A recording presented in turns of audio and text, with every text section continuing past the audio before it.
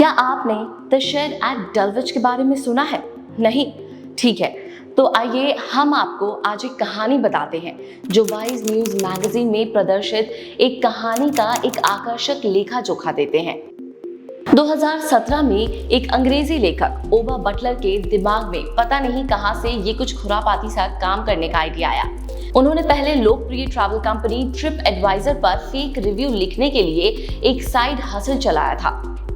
उनके दिमाग में एक फितूर सा चल गया कि क्या होगा यदि वे फेक रिव्यू लेना शुरू करें, या फिर उससे भी एक कदम आगे चल के वो वास्तव में एक नकली रेस्टोरेंट बना दें। आइडिया खुरापाती तो था ही, पर इन्होंने इसे करने की ठान ही ली। तो इसके लिए उन्होंने एक बर्नर फोन खरीदा। तो अब ये बर्नर फोन क्या होता है, जल्दी से बता दें कि बर्नर iOS और एंड्रॉइड के लिए एक एडहॉक लैब्स द्वारा बनाया गया एक मोबाइल एप्लीकेशन है जो उनके यूजर्स को यूएस और कनाडा में टेम्परेरी डिस्पोजेबल फोन नंबर बनाने की अनुमति देता है। तो चलिए वापस ओबा बटलर के द शेड एट डलविच प्लान पे चलते हैं। बर्नर फोन लेने के बाद उन्होंने अपने एड्रेस वाले रेस्टोरेंट को ओनली बाय अपॉइंटमेंट वाले रूप में लिस्ट कर दिया।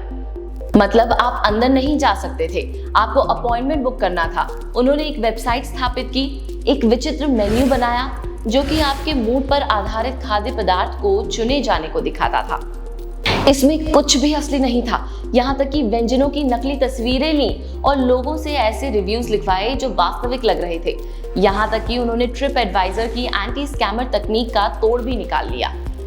पहले दिन शेड को 18,149 की रैंकिंग मिली, लंदन में सबसे खराब। लेकिन कुछ हफ्ते बाद द शेड वायरल हो गया। इस नकली रेस्टोरेंट की बुकिंग होना शुरू हो गई और 6 महीने बाद द शेड ने नंबर 1 स्थान हासिल किया। फेक रिव्यू वाला एक नकली रेस्टोरेंट इंटरनेट की सबसे लोकप्रिय और विश्वसनीय यात्रा वेबसाइटों में नंबर 1 स्थान पर। ये सुनकर ये एक अजीब सा पागलपन सा लगता है ना। चलिए इसके बारे में थोड़ा और बात करते हैं। Hi, my name is Sakshi Singh and you're watching Forbes, your fraction of business. जब ट्रिप एडवाइजर से पूछा गया कि ये उनकी साइट पे कैसे हो गया, तो उन्होंने ये कहकर पल्ला झाड़ लिया कि ऐसे स्टंट लोग कभी कभार कर लेते हैं। वैसे भी ये बड़ी कंपनियां अपनी गलती इतनी जल्दी से थोड़े ही ना मानती हैं। फेक रिव्यू का क्या, इसके बारे में किसी ने कुछ कहना जरूरी नहीं समझा और आप देख सकते हैं क्यों। ये खतरा आजकल हर जगह है। Amazon, फ्लिपकार्ट और यहाँ तक कि जोमैटो। वर्ल्ड इकोनॉमिक फोरम के अनुसार सभी ऑनलाइन रिव्यूज में से काफी नकली हो सकते हैं और ये अकेले लोगों को हर साल $152 बिलियन खर्च करने या कहीं कि बर्बाद करने के लिए मिलता है।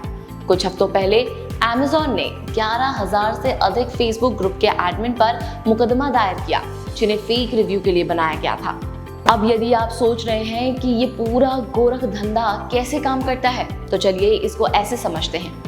आजकल हर किसी को एंटरप्रेन्योर बनने का जुनून है और उनके पास जल्दी पैसा कमाने का एक अद्भुत विचार होता है। तो ये लोग विशेष रूप से ऐसे लोगों से अनुरोध करने के लिए एक ग्रुप बनाते हैं जो रेस्टोरेंट और दूसरी मिलती जुलती सर्विस प्रोवाइडर्स के लिए नकली रिव्यूज लिख सकते हैं।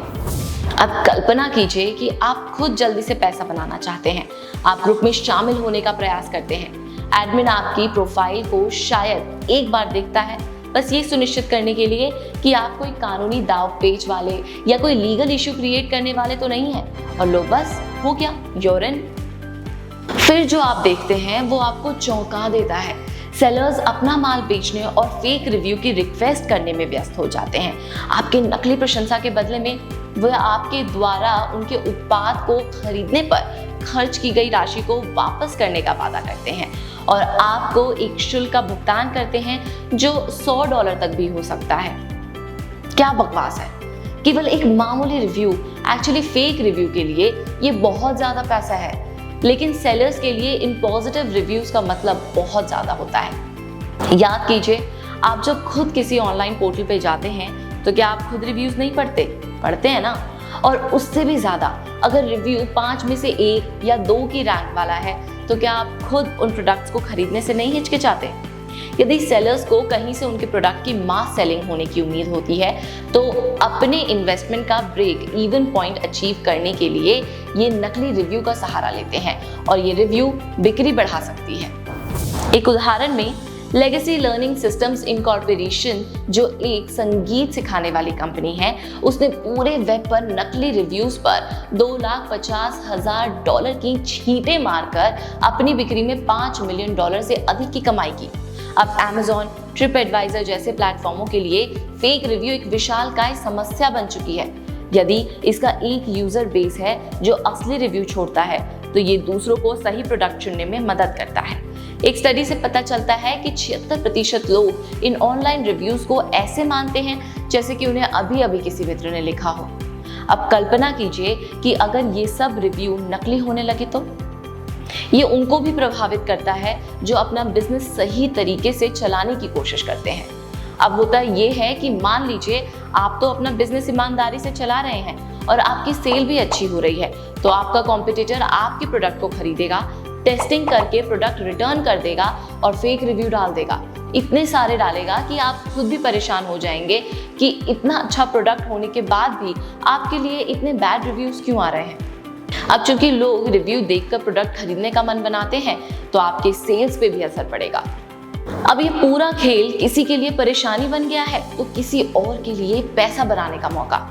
कुल मिला के ये $1 बिलियन नहीं बल्कि $1 ट्रिलियन के आसपास घूम रहा है। सोचिए, Amazon, TripAdvisor, Flipkart जैसे तो बस कुछ ही चुनिंदा नामों को मैंने यहाँ गिनाया है, लेकिन ऑनलाइन सेलिंग सिर्फ इन्हीं प्लेटफॉर्म तक तो सीमित नहीं है ना। अभी इसमें फेसबुक जैसों का नाम भी नहीं जोड़ा है।